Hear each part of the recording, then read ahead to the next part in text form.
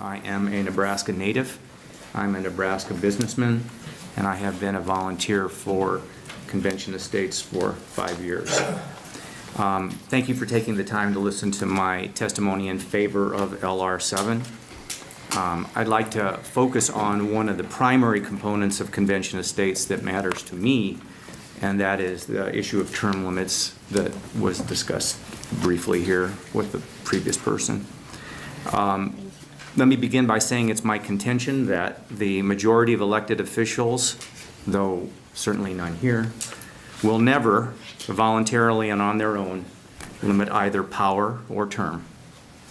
I believe many of our representatives in Washington, D.C. have stopped representing the people, we the people, a long time ago, and instead focus primarily on themselves and almost as soon as elected, their own reelection. I believe the founders could never imagine career politicians who stayed in office for decades. Back then, they didn't even live that long. We've had politicians that have stayed in office for 30, 40, 50 years.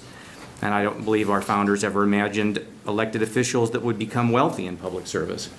As I was doing some of my own research for this, I ran across some quotes from Benjamin Franklin, and although our Nebraska legislatures don't make a lot of money, Ben Franklin had proposed that elected officials not be paid at all.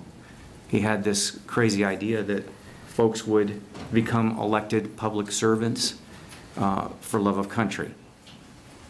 And so he would be appalled, I think, and many of our founders, related to the amount of time that some of our officials spend in office, or that when they finally did leave, they could move to K Street, make millions of dollars as a lobbyist. This is one of the reasons why I believe the approval rating for Congress is generally under 10%. For those who think that elections themselves are enough as a form of term limit, I simply say that when approval ratings are hover near 10%, the re-election of incumbents is over 85%, that something must be wrong. Even in so-called wave elections, incumbents are re-elected at a rate of 75% or more. Keep in mind that we manage to elect a president every 4 to 8 years, so the presidency is term limited. Entrenched politicians of both parties contribute to the ongoing gridlock we see in government every single day. It's the reason why we don't seem to accomplish almost anything. But there is bipartisan support for term limits. Many public polls back me up on this, and if you want more evidence, consider the Cruz-Rooney amendment proposed a couple of years ago.